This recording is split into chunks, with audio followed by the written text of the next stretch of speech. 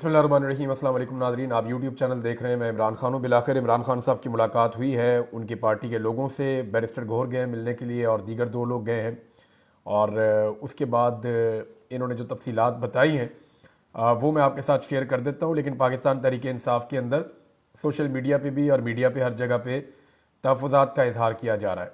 अली मोहम्मद खान साहब उनके साथ मौजूद थे और बैरिस्टर गौहर साहब बात कर रहे थे। बाहर आने के बाद चंद चीज़ें बैरिस्टर गौहर ने इंपॉर्टेंट कही हैं। एक तो ये है कि पाकिस्तान तहरीक इंसाफ अपने उस मौक़िफ़ के ऊपर डट गई है जिसमें उन्होंने कहा कि ऑफिशियली अब तक 12 शहादतों की तस्दीक हुई है।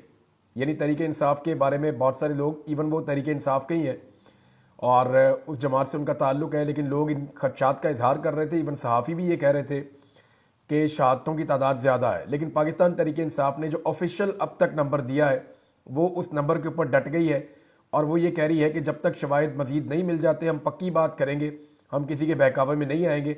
अब तक हमारे पास 12 शहादतों की कन्फर्म इतला मौजूद है और ये 12 लोग शहीद हुए हैं फायरिंग के नतीजे में, और जो फायरिंग की गई है रियासती इदारों की जानिब से। बैरिस्टर गौहर ने बहरहाल ये कहने से गुरेज किया। उन्होंने कहा ये फायरिंग कहीं से भी हुई है, गलत हुआ है। उनको चंद सख्त सवालात का सामना भी करना पड़ा है। लेकिन उन्होंने इमरान खान साहब से मुलाकात की और उन्होंने बताया कि फ़ाइनल कॉल के बाद आज इमरान खान साहब से मुलाकात हुई है जिसमें इस्लामाबाद एहतजाज के वाक़े पर बात हुई है। हमने इमरान खान को मुज़ाहरे पर मालूमात फ़राहम की हैं। अखबार और टीवी की सहूलत इमरान खान साहब की बंद कर दी गई है। मैंने आपको बताया था कि इमरान खान साहब को परेशान किया जा रहा है, तो उनका अखबार और टेलीविज़न उनसे वापस ले लिया गया। अब देखें, ये साबिक वज़ीर आज़म है पाकिस्तान के और ये बुनियादी इंसानी हुकूक़ के ख़िलाफ़ है कि किसी शख्स से आप मालूमात की रसाई छीन लें। यानी उसे पता ही नहीं है कि बाहर क्या हो रहा है। और एक ऐसा शख्स जो पाकिस्तान का साबिक वज़ीर आज़म है, आज भी पाकिस्तान की सबसे बड़ी सियासी जमात का सरबराह है और उसके इशारे के ऊपर पाकिस्तान के अंदर जो है वो बहुत बड़े बड़े एहतजाज होते हैं। ऐसे शख्स से आप मालूमात की रसाई छीन लें तो ये इंतहाई मायूब चीज़ है। जब दिल करता है इमरान खान साहब का दुनिया के साथ रब्ता काट दिया जाता है। ये बुनियादी इंसानी हुकूक़ की एक तरह से खिलाफ वर्जी है और इमरान खान साहब को ब्लॉक कर दिया जाता है पूरी दुनिया से। तो उन्हें कुछ नहीं पता था, लेकिन जब ये लोग जाकर मिले और इन्होंने बताया इमरान खान साहब को, अब इस पर तहफ़्फ़ुज़ात का इज़हार किया जा रहा है कि इन्होंने जैसे बताया होगा ये तो वो लोग मिले हैं जो बाहर खुलकर बात नहीं कर रहे, और ये वो लोग हैं जो खुद एहतजाज के अंदर आए भी नहीं। और ये भी इनके ऊपर जो है वो एलिगेशन लगाया जा रहा है या आवाज़ उठाई जा रही है कि इन लोगों के ऊपर तो मुकदमात भी दर्ज नहीं हुए। यानी रियासत की या जो हुकूमत है उसकी इन लोगों के साथ एक ऐसी अंडरस्टैंडिंग है कि ना इन पे मुकदमात दर्ज होते हैं, ना ये एहतजाज के अंदर हिस्सा लेते हैं, और ये इमरान खान साहब के साथ जाकर उतनी बात करते हैं जितनी ये शक का इजहार किया जा रहा है कि पूरी बात बताते भी नहीं है। अब इसीलिए इमरान खान साहब की बहनों को उनसे नहीं मिलने दिया गया। बहरहाल जो उन्होंने बताया, उन्होंने कहा जी कि इमरान खान साहब ने कहा कि जो वर्कर्स बाहर निकले इमरान खान ने उन्हें खराज तहसीन पेश किया। उनका पैगाम है कि कौमी असम्बली और सेनेट में, पार्लियामेंट में ये मामला उठाया जाए शहादतों का और इसके ऊपर एहतजाज करें। आगे के लाएअमल का ऐलान इमरान खान साहब बाद में करेंगे। इमरान खान साहब को बताया गया कि रेंजर्स, पुलिस और पीटीआई के शोधा के बारे में जिस पर उन्होंने सबकी शहादत पर अफसोस का इजहार किया। धरना और मुजाहरा इस्लामाबाद में या जहां भी हो उस पर गोली नहीं चलानी चाहिए थी। उन्होंने शदीद अल्फाज में इसकी मजम्मत की है। जख्मियों की तहमाददारी का हुक्म दिया है। इमरान खान ने तमाम कारकुनों और लीडर्स को खराज तहसीन पेश किया है। इमरान खान ने पार्टी को पैगाम दिया कि इत्तेहाद बरकरार रखो, मुखालिफिन तफरका डालने की कोशिश करेंगे और कोशिश कर रहे हैं। पार्टी का सिर्फ एक मुतालबा है कि गोली क्यों चलाई गई। जहां भी थे गोली नहीं चलनी चाहिए थी। गोली जिस तरफ से भी चली, जिसने भी चलाई, जैसे भी चली, इसकी मजम्मत करते हैं। इमरान खान ने कहा कि पंजाब के एमएनएज और एमपीएस को खराज तहसीन पेश किया। पता नहीं पंजाब के बारे में क्या रिपोर्ट इमरान खान साहब को दी गई है कि उन्होंने पंजाब के एमएनएज और एमपीएस को खराज तहसीन ही पेश कर दी है। उन्होंने कहा पंजाब के एमएनए एमपीए मुश्किल दौर से गुजर रहे हैं, ये बात तो ठीक है, वहाँ तो कर्फ्यू एक तरह का लगा होता है। और अली अमीन गड्डापुर समेत पार्टी के दीगर रहनुमाओं की जानिब से सैकड़ों कारकुनों की शहादत की तरदीद करते हुए कहा कि हम गैर जिम्मेदाराना बयान नहीं देंगे, हमारी सिर्फ 12 शहादतें हुई है। और ये बात बिल्कुल ठीक है, ये बात बिल्कुल ठीक है। अब तक जो ऑफिशियल डाटा है उसके मुताबिक 12 शहादतें। जो जर्नलिस्ट ने उन्होंने अपना डाटा शेयर किया तो वो 17 की बात कर रहे हैं, लेकिन अभी तक पाकिस्तान तहरीक इंसाफ के पास उनकी डेड बॉडीज नहीं है। और जब तक आपके पास डेड बॉडी नहीं होगी पाकिस्तान तहरीक इंसाफ के पास, तब तक उनके लिए मुश्किल है कि वो इस फिगर को शामिल करें कि कल को उनका सारा बयानिया खराब हो सकता है। तो कत्ल चाहे एक हो चाहे वो 12 हो, उसकी सज़ा मौत ही होती है। और वो उतना ही संगीन जुर्म होता है जितना को मैक्सिमम हो सकता है। इसकी कैपिटल पनिशमेंट है। बहरहाल बैरिस्टर गौहर ने कहा कि डी चौक आना कोई मकसद नहीं था और ना ही हर लीडर को कहा गया था कि सब डी चौक पहुंचो। किसी भी लीडर को उसी वक्त रैली के साथ डी चौक आने का नहीं कहा गया था। सब लोग अपनी अपनी खिदमत सर अंजाम दे रहे थे। बैरिस्टर गौहर से पूछा गया आप अस्पताल क्यों नहीं जा रहे, ये काम क्यों नहीं कर रहे, ये क्यों नहीं कर रहे, तो उन्होंने कहा मैं और बहुत सारे काम कर रहा हूँ। फिर उन्होंने अपनी मुलाकातों की तफसीलात गिनवाना शुरू कर दी। ऐसा लगा कि बैरिस्टर गौहर को सवालात नागवार गुजर रहे थे। बहरहाल अलीमा खान साहिबा ने जो बात की है वो ज़रा इससे मुख्तलिफ है, वो मैं आपके सामने रख देता हूँ। उन्होंने कहा भाई से मिलने नहीं दे रहे, उन्हें डर है कि इमरान खान का पैगाम अवाम को ना पहुंचा दें। इसका मतलब आप ये समझें कि 5 घंटे अलीमा खान साहिबा जेल के बाहर रही। उनकी आज मुलाकात तय थी, लेकिन उन्हें इमरान खान साहब से नहीं मिलवाया गया। अब वो ये कह रही हैं कि अंदर अगर मैं इमरान खान से मिलूंगी तो वो जो बात करेंगे वो मैं आके बाहर बता दूंगी। यानी ये शुबा जो बार बार किया जाता है पाकिस्तान तहरीक इंसाफ की जानिब से कि उनकी लीडरशिप अंदर कुछ भी सुनती है वो बाहर आके उसको फिल्टर करके बताती है, तो ये इसी किस्म का एक शिकवा है जो इमरान खान साहब की बहन भी कह रही है। उन्होंने कहा जी 5 घंटे से अडयाला जेल के बाहर खड़े और अंदर नहीं जाने दिया जा रहा, जबकि अलकादर ट्रस्ट केस की समाअत खत्म होने वाली है। 1.5 साल में पहली बार हुआ है कि मीडिया और वकला सब चले गए हैं और फैमिली को बाहर रोक दिया गया है। अलीमा खान ने अडयाला जेल के बाहर गुफ्तगू करते हुए कहा कि इमरान खान के खानदान को इनसे मुलाकात की इजाज़त नहीं दी जा रही। उन्हें डर है कि हम खान साहब का पैगाम बाहर ना ले आएं। इमरान खान की बहन ने कहा कि अदालत में 3 लोग तो हर सूरत जा सकते हैं, फैमिली, मीडिया और वकील, लेकिन आज ये रवायत भी तोड़ दी गई है। इससे जो पुलिस अफसर था वो कह रहा था कि इमरान खान मेरी कस्टडी में है। वो तो चले उसका फैसला था, लेकिन अलकादर ट्रस्ट केस में तो उनका नहीं बनता इस तरह करना। यानी जो उन्होंने किया अलकादर ट्रस्ट केस में तो वो नहीं कर सकते थे, वहां पे तो हम सुनने के लिए जा सकते थे केस को, लेकिन उन्होंने कहा हमें वहां भी नहीं जाने दिया गया। ये 1.5 साल में ऐसा पहली मरतबा हुआ है कि वकला भी चले गए, मीडिया भी चला गया और फैमिली को नहीं जाने दिया गया। हमेशा इसी तरह तंग करते हैं और 5-5 घंटे बाहर खड़े करते हैं। अब तो समाअत का वक्त भी खत्म होने वाला है और बस यही कर रहे हैं कि फैमिली को नहीं जाने देना। उन्होंने कहा जी हम कोई खबर बाहर ले आएंगे इसलिए नहीं जाने दे रहे।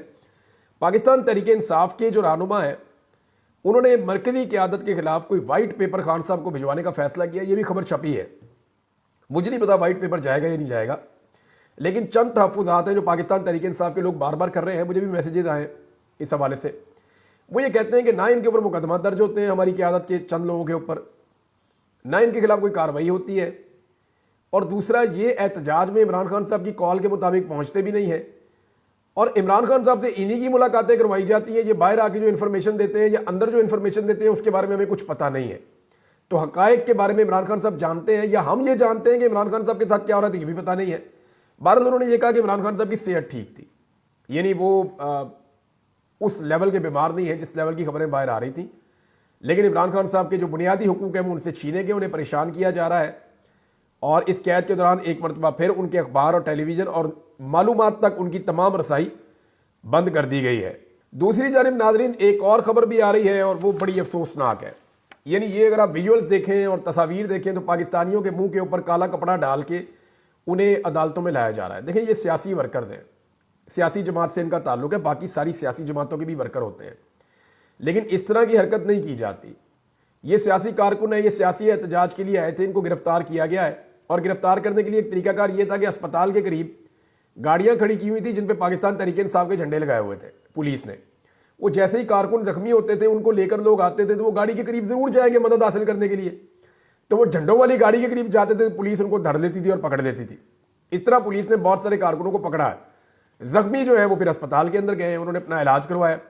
अब पाकिस्तान तहरीक इंसाफ एक अजीब किस्म की सुस्ती कर रही है। यानी ये जो कारकुनों के साथ हो रहा है ये तो बड़ा जुल्म और ज्यादती है। सियासी कारकुनों के साथ ये नहीं करना चाहिए, बाकी पॉलिटिकल पार्टी को भी इसके ऊपर मुजम्मत करनी चाहिए, वरना कल को ये हरकतें उनके साथ भी होंगी। चंद चीजें जो पाकिस्तान तहरीक इंसाफ को अब तक जरूर करनी चाहिए थी वो ऑलरेडी लेट हो गए हैं, लेकिन अगर अभी तक नहीं की तो अभी भी वो चीजें करें, वरना कल को यही चीजें ना करने का हुकूमत और हुकूमती वुज़रा उनको ताने देंगे। मैं आपको वो चीजें बता देता हूं। नंबर 1 चीज ये है कि सेफ सिटी अथॉरिटी, इस्लामाबाद में जितने कैमरास लगे हुए हैं सेफ सिटी के और बहुत खर्चा किया गया है इसके ऊपर, उन तमाम की फुटेज जो है वो कहा जाए कि सेव कर ली जाए, उसको महफूज कर लिया जाए। इस हवाले से सेफ सिटी से रब्ता किया जा सकता है, अथॉरिटी से, पुलिस से रब्ता किया जा सकता है, उनको भी एक एप्लीकेशन दी जाए और अदालत से भी रुजू किया जाए कि जनाब ये जो फुटेज है इसको फौरी तौर पे सिक्योर किया जाए, खास तौर पे अस्पतालों की फुटेज, कितने जख्मी और लाशें लाई गई। दूसरे नंबर के ऊपर डी चौक की फुटेज। तीसरे नंबर पे कश्मीर हाईवे और रास्ते पे जितने कैमरे लगे हुए उन सब की फुटेज। 26 नंबर चुरंगी पे जो कुछ होता रहा उसकी फुटेज, और जितने आसपास के सराउंडिंग के इलाके हैं जहां पे गोली चली है उन तमाम एरियाज की फुटेज इकट्ठी की जाए सीसीटीवी की, ताकि बवक्त जरूरत वो काम है। इसको सेव करना बहुत जरूरी है। इसका टाइम पीरियड होता है कि इतने इतने दिनों तक ये, इतने अरसे तक ये सेफ रहती है। अभी तो कुछ दिन भी हुए, तो अभी तो सारी फुटेज मौजूद होनी चाहिए और ये सारे कैमरे ठीक काम कर रहे हैं। तो फौरी तौर पे ये दरखास्त देनी चाहिए पाकिस्तान तहरीक इंसाफ को कि ये फुटेज सेव करें, ताकि 10 साल के बाद भी इस केस का फैसला हो तो फुटेज मौजूद होनी चाहिए। जैसे वहां पे कैपिटल हिल में हुआ था अमेरिका में, उन्होंने फुटेज की बुनियाद के ऊपर फैसले दिए थे। 9 मई में फुटेज का मामला नहीं हो पाया। इमरान खान साहब आज तक फुटेज मांगते हैं, लेकिन पाकिस्तान तहरीक इंसाफ ने ये जो नया मामला हुआ है इसके ऊपर फुटेज अभी तक नहीं मांगी।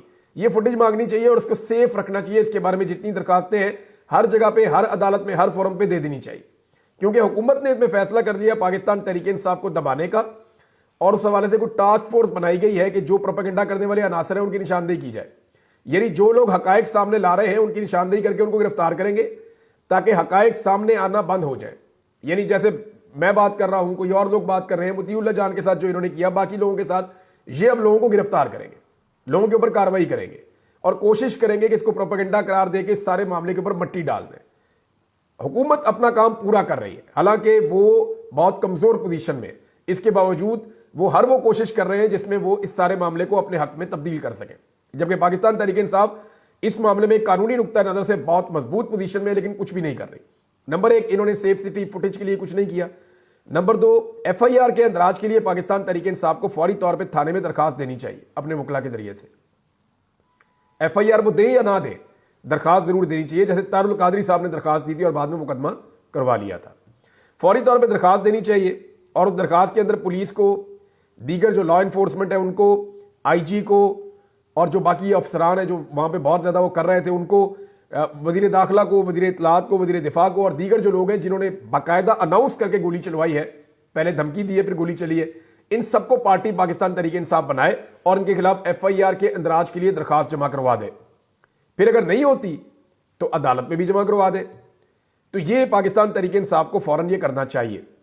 नंबर 3, अंग्रेजी में प्रेस कॉन्फ्रेंस करनी चाहिए, इंटरनेशनल मीडिया को बुलाकर, और सारे हकायक उनके सामने रखने चाहिए, क्योंकि हुकूमत बड़े तरीके से हकायक को मसख कर रही है और जाया कर रही, शवाहिद को जाया कर रही, तो सारे हकायक सामने रखें।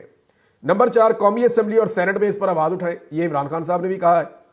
नंबर 5, सियासी जमातों से मुलाकात करें, फजल रहमान साहब से भी मिले, जमात इस्लामी से भी मिले, पाकिस्तान पीपल्स पार्टी से भी मिले, बाकी जमातों से अगर MQM से मिलना पड़े उनसे भी मिले, ANP से मिलना पड़े उनसे भी मिले, तमाम सियासी जमातों से मुलाकातें करें, हर एक को मिलकर उनको हकायक बताएं। शाहिद खाकान अब्बासी साहब की जमात है उनको भी मिले और इन सबको बताएं कि हमारे साथ हुआ क्या है, इनके साथ हकायक शेयर करें, ताकि कल को ये ना कहें कि इमरान खान साहब ने अपने आप को आइसोलेशन में ले गए थे, वो अकेले हो गए थे, पाकिस्तान तहरीक इंसाफ ने तो हमसे राब्ता ही नहीं किया। ये जुल्म और ज्यादती हर पॉलिटिकल पार्टी को बताएं, अपनी हुज्जत तमाम करें कि हमने सबको ये बात बताई थी। नंबर 6, अस्पतालों में जाएं, वहां जिम्मेदारान से मिले और उनको ये कहें कि जितने लोगों का आपके अस्पतालों में इलाज हुआ है, गोली निकाली गई है, उन सबकी मेडिकल लीगल रिपोर्ट आप हमें दे दीजिए, और अगर आप हमें नहीं देंगे तो फिर हम आपके ऊपर भी मुकदमात करवाएंगे कि आपके यहां पे, क्योंकि मजजूब का जो बयान होता है ना वो बड़ा इंपॉर्टेंट होता है। जिसे गोली लगी हुई होती है ना, जख्मी कहते हैं इसको कानूनी जबान में मजजूब, जिसको गोली लग जाती है, जो जख्मी हो जाता है, सबसे अहम बयान उसका होता है, क्योंकि उसको तो लगी है गोली। वो कहेगा जी मुझे ये गोली जो लगी हुई है ये उसने मारी है, मैं देख रहा था, और वो नाम लेगा, फलां लॉ इन्फोर्समेंट में मुझे गोली मारी, मैं फलां जगह पे खड़ा था, उसकी गवाही सबसे इंपॉर्टेंट होती है। लिहाजा ये गवाहियां जो है ये बहुत अहम है। और कल को डॉक्टर फंस जाएंगे अगर वहां पे आके लोगों ने ये कहा जनाब ये देखिए मुझे गोली का जख्म है, ये मैं खैबर पख्तूनख्वा के अस्पताल से डॉक्टर की रिपोर्ट लेकर आया हूं, और आप मेरा दोबारा बेशक फिर से MLC करवा दें, मेडिकल लीगल रिपोर्ट आप मेरी दोबारा बनवा लें, सब आपको कंफर्म करेंगे ये गोली लगी है, और मुझे गोली लगी थी डी चौक में, मेरी गोली निकाली थी फलां अस्पताल ने, उस अस्पताल ने मेरी MLC जारी नहीं की, और वो जारी ना करने के ऊपर डॉक्टर और अस्पताल की इंतजामिया सारे फंस जाएंगे। तो तहरीक इंसाफ की क़यादत जाकर उनको मिले और उनको सारे हक़ाइक़ बताए कि जनाब आप हमें कानूनी डॉक्यूमेंट फराहम करें वरना आपके खिलाफ भी कार्रवाई होगी। नंबर 7, जख्मियों के इंटरव्यू करवाएं। जैसे हुकूमत मार मार के इंटरव्यू ले रही है ना, लोगों को दबाव डाल के इंटरव्यू ले रही है। ऐसे लोग बीच में डाल दिए जो वहां गिरफ्तार नहीं हुए, पहले से पकड़े हुए थे। यानी जो बंदा खैबर पख्तूनख्वा के आईडी कार्ड के साथ मिल जाता है या जिसके आईडी कार्ड से पता चलता है कि ये पश्तून है, उसको गिरफ्तार कर दिया जाता है आजकल। या अफगानी है, उसको गिरफ्तार करके डाल देते हैं उसके ऊपर सारा एक नया वकूआ। तो अब इसमें जो है जख्मियों के इंटरव्यू पाकिस्तान तहरीक इंसाफ को करके चलवाने चाहिए सोशल मीडिया पे। वो जख्मी बताए कि वो किसके साथ गया था, किस इलाके से गया था, कहां तक पहुंचा था, उसको गोली कैसे लगी और गोली किसने मारी। ये पाकिस्तान तहरीक इंसाफ सोशल मीडिया पे चलाए। 100 के करीब जख्मी है तो वो 100 के करीब जख्मी बताए ना उन्हें गोली किसने मारी। शोहदा के लवाहिकीन के इंटरव्यू लें और उनसे पूछे कि वो अपने घर से कैसे निकले, किस तैयारी के साथ गए और कहां वो जाना चाहते थे, किस तरह का वो शख्स था। और देखें, ये अब मीडिया आपके लिए नहीं करेगा ये काम। पाकिस्तान का मीडिया ना किसी के घर पहुंचेगा ना जाके वहां पे खबर देगा। ये सारा कुछ लोगों को खुद करना पड़ेगा। पाकिस्तान तहरीक इंसाफ के सोशल मीडिया को करना पड़ेगा कि शोहदा की फैमिलियों के इंटरव्यूज लें और वो चलाएं और वो बताएं कि हमारा ये बंदा है, इसका ये नाम है, ये काम करता था, ये इस तरह अपना टाइम निकाल के एहतजाज के अंदर गया था, इसकी डेड बॉडी वापस आई है, हमने उसको दफन कर दिया, हमारी आखिरी इससे ये बात हुई थी और इसके साथ सारा वकूआ इस तरह का हुआ, इसको 1 गोली लगी या 2 लगी और कहां लगी। ये सारी चीजें जो है वो लवाहिकीन के इंटरव्यूज करके चलाए जाएं और उनको अंग्रेजी में ट्रांसलेट करके सारी दुनिया को दिया जाए। नंबर 8, जो लोग अभी तक लापता हैं उनकी मालूमात इकट्ठी की जाए और उनकी तस्वीर शेयर की जाए कि जनाब ये बंदे अभी तक हमारे लापता हैं, ना ये पुलिस के पास है, ना इनकी गिरफ्तारी डाली गई है, ना हमें इनकी लाश मिली है, हम नहीं जानते ये लोग कहां हैं, क्या ये एक लाश है या ये एक जिंदा आदमी है, इसके बारे में हम नहीं जानते, लेकिन हमारा ये आदमी लापता है। पाकिस्तान तहरीक इंसाफ लापता के हवाले से एक अलग से अपना डाटा कायम करे और रोजाना की बुनियाद के ऊपर शोहदा का, जख्मियों का, लापता और गिरफ्तार अफराद का डाटा शेयर किया जाए। ये 9-10 चीजें अगर पाकिस्तान तहरीक इंसाफ करती है तो हुकूमत को मुसीबत पड़ जाएगी, हुकूमत जो है वो फंस जाएगी। लेकिन पाकिस्तान तहरीक इंसाफ इस सारे मामले में कुछ हद तक सुस्त नजर आ रही है, कुछ हद तक डरी हुई नजर आ रही है और बहुत हद तक ऐसा लगता है कि शायद कंप्रोमाइज नजर भी आ रही है। तो ये वो चीजें हैं जो एक आम वकील को भी पता है। मैंने जिस वकील से भी बात की उन्होंने कहा जी ये चीजें तो फौरन करनी चाहिए। कल को अगर ये चीजें ना की हुई ना पाकिस्तान तहरीक इंसाफ ने, तो हुकूमत के लोगों ने ताने देने के पहले आप सो रहे थे। अगर आपके बंदे मरे थे आपने FIR क्यों नहीं करवाई? अगर आपके बंदे जख्मी हुए थे तो आपने जाके कानून का दरवाजा क्यों नहीं खटखटाया? तो आप तो कानून में मानते ही नहीं है। तो इस तरह के ताने इनको कल को मिलेंगे और ये वो चीजें हैं जो पाकिस्तान तहरीक इंसाफ अगर नहीं करेगी तो फिर नुकसान उठाएगी। फजलुर रहमान साहब ने एक स्टेटमेंट दिया, उसके ऊपर मैं ये वीलॉग खत्म कर देता हूं क्योंकि कुछ और फैक्ट्स हैं वो मैं आपके साथ बाद में शेयर करूंगा अगले वीलॉग में। फजलुर रहमान साहब ने कहा जी कि जो चीज़ें 26वीं आईनी तरमीम ने हमने मना की थी इस हुकूमत को कि ना करे, वही चीज़ें ये हुकूमत कर रही है। अब फजलुर रहमान साहब की पार्टी का राब्ता भी हो रहा है PTI के साथ और कुछ आपस में मामला आगे बढ़ रहे हैं। उम्मीद है कि आइंदा जब एहतजाज करें तो शायद इकट्ठे भी कर दें। लेकिन मामला ये है कि पाकिस्तान तहरीक इंसाफ ने तो मना किया था कि ये आईनी तरमीम नहीं होनी चाहिए। फजलुर रहमान साहब को धोखा देकर हुकूमत ने एक ऐसी आईनी तरमीम की जिसके नतीजे में एक आईनी बेंच बन गया और हुकूमत ने अपनी मर्जी का आईनी बेंच बना लिया। अब हुकूमत कोई भी कानून बनाती जाए वो आईनी बेंच उस कानून को तहफ़्फ़ुज़ देगा। यानी हुकूमत जो कुछ आईनी तरमीम में करना चाहती थी अब आईनी तरमीम के बगैर कानून में कर सकती है, क्योंकि कानून को चैलेंज किया जाएगा जब भी सुप्रीम कोर्ट में, तो वो सुप्रीम कोर्ट में नहीं आईनी बेंच में जाएगा सुप्रीम कोर्ट के, और आईनी बेंच वही कहेगा जो हुकूमत चाह रही है। सबको पता है कि वो किस तरह का बेंच है। तो ये हुकूमत ने गेम खेल दी फजलुर रहमान साहब के साथ, उसी का शिकवा फजलुर रहमान साहब कर रहे हैं और ये शिकवे आने वाले दिनों में बढ़ते चले जाएंगे। जो चीजें 26वीं आईनी तरमीम में ना हुई वो उनकी बुनियाद काबू की गई आईनी तरमीम के जरिए से, और बाद में कानून साजी के जरिए से अब हुकूमत बार बार अपनी मर्जी के खेल खेल रही है और हुकूमत का हाथ रोकने वाला कोई भी नहीं है। नाज़रीन, इस वीलॉग को यहां रोक लेते हैं। अब तक के लिए इतने, अपना ख्याल रखिएगा, अपने इस चैनल का भी। अल्लाह हाफ़िज़।